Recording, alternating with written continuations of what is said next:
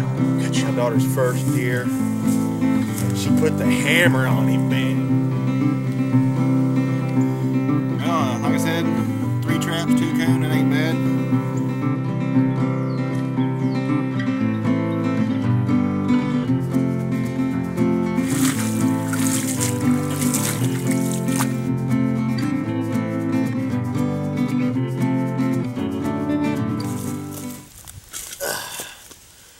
Well, I went and got it.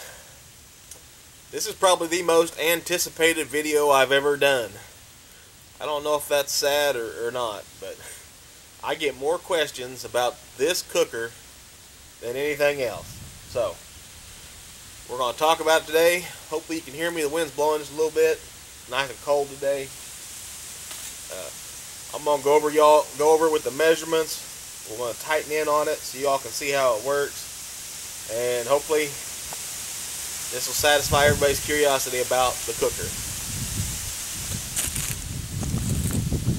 First of all, it's just a square.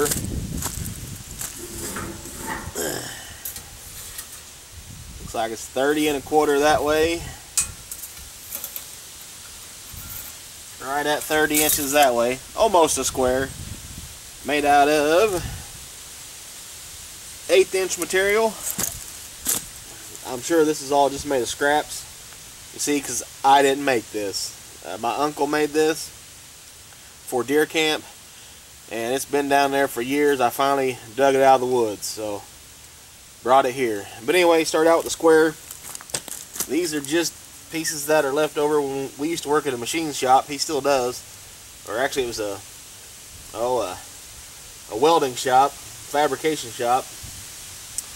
And so he put gussets in on all these corners. One here, and this one here is big enough you can put your coffee cup on. Keep it warm. But you could do all of them that big if you wanted. Have a little space to put your coffee cups all everywhere around it. Then he attached these pipes. This is a Schedule 80 pipe, it looks like. 1 inch probably. Yeah, 1 inch pipe, and he attached it to these 90s. These are just your basic 90s you'd have on gas pipe or whatever, and he welded the 90 right to it. One over there, one over here. Both of them are, I know they're pretty much the same, about 7.5 inches away from the corner. This is just tubing, square tubing. Looks like, yeah, 1/2 inch square tubing. And this is just a piece of pipe a little bigger than this one so that it slides over it. And this is threaded, which they're pretty rusted, but just a bolt and a nut welded onto there so that, and there's a hole drilled all the way through so that you can tighten it up. You can even raise it up. If I was to untighten that, you could raise it up here if you had to. So it just gives you a lot of flexibility.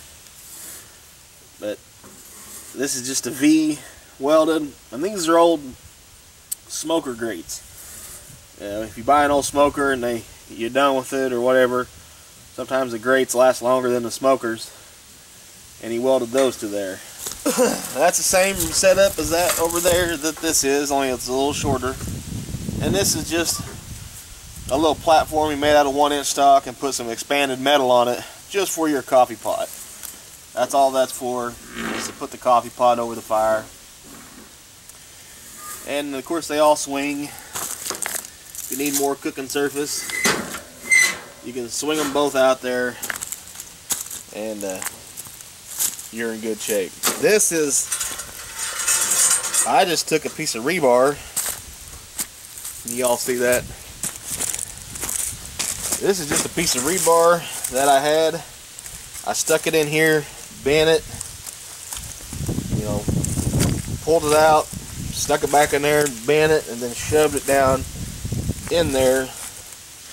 And this is just a dog chain that I fashioned around it to you can hang your Dutch oven from it, you can hang tea kettle from it, whatever you want to do. That's what that's for.